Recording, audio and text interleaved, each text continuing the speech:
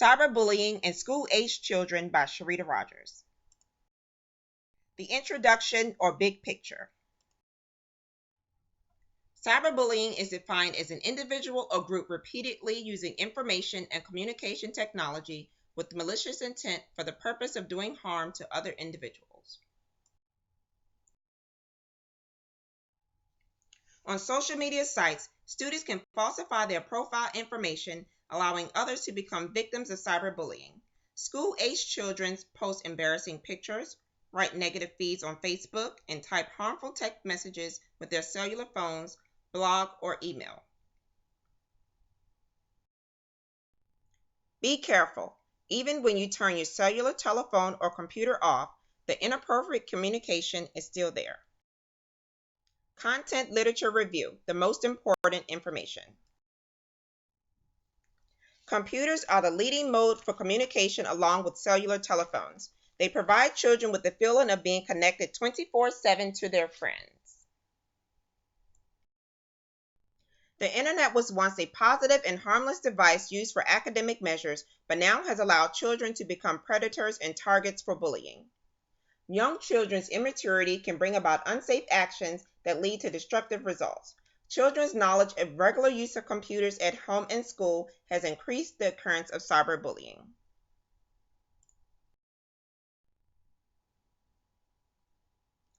Netiquette. Netiquette is the online etiquette. It is a guide for communicating on the internet the right way. Although netiquette does not totally prevent cyberbullying, it does reduce it. Teaching of online etiquette is necessary to convey the message of safety. Guidelines for netiquette. Never misrepresent yourself. Do not forward an email with the purpose of hurting someone, and respect others' privacy. Making the right choices while on the internet decreases the likelihood of cyberbullying. Risk factors.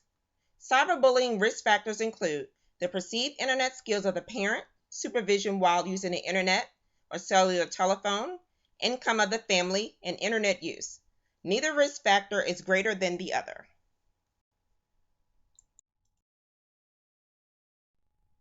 The authors believe parents should make guidelines to monitor their children's high internet use. The high use of social networking produce cyberbullying instances. Permitting computers in the bedroom instead of open spaces allow children to spend countless hours on the internet without setting time limits. Parents should always be kept in a loop. They are encouraged to trace their children's footsteps on the internet by forbidding chat room activity and viewing their Facebook accounts and contacts. Signs of cyberbullying. Parents should watch for signs of cyberbullying that include depression, avoiding going to school, or dropping grades. Also keep documentation. Knowledge and understanding of the signs of cyberbullying is the key to ending cyberbullying and could save lives. What should parents do? First, a parent caring attitude and interest in their child's daily activity make a difference. It shields the damaging results of being bullying that could cause stress and suicidal thoughts. Second, when the signs of bullying are recognized, parents should successfully prevent or stop the negative actions. Having strong relationships with their child's teacher is a first start. Lastly, the parents becoming involved in school activities and communicating to other parents is another step. Research question and hypotheses with rationale. Hypotheses. It is hypothesized that students' higher computer skills and higher amounts of unsupervised use of the internet and devices are related to higher tendencies of cyberbullying. Research question. How effective are proactive parents that communicate with their children on a regular basis about internet etiquette and most commonly used acronyms on the social media sites to prevent cyberbullying? The rationale will provide analytical planning, a starting point from which to measure progress and improve programs, and also inspire students, teachers, and parents to make the necessary changes to keep students safe. Proposed method is survey. The survey will be administered in October in representation of National Bullying Prevention Month. The school would host various activities to bring awareness and educate students about the signs and risks of cyberbullying. Beforehand, the local school board would give permission to administer the survey. The population that I will survey will be children, males and females, currently in the 9th through 12th grade that attend the local schools. 2 schools will be randomly chosen to participate in the survey. Analysis and strategy. Expected results.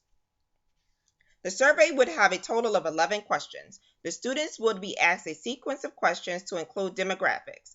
The questions would include a combination of Likert scale, semantic, differential scale, and yes or no questions. The test scores of the current school year will be compared to the following year.